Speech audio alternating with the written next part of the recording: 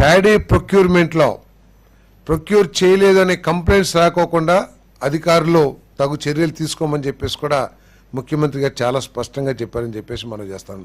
ఈ డిస్కలర్ ఎందుకంటే వర్షాలు వచ్చినప్పుడు కొంత రంగు మారటం అనేది ఎప్పుడు జరిగేదే.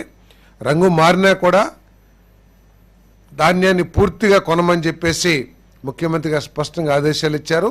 ఏ రైతు కూడా రంగు మారితే భయపడాల్సిన అవసరం లేదు, వారి ధాన్యాన్ని ప్రభుత్వం కొంటదని చెప్పేసి కూడా మనం చేస్తా ఉన్నాను నేను.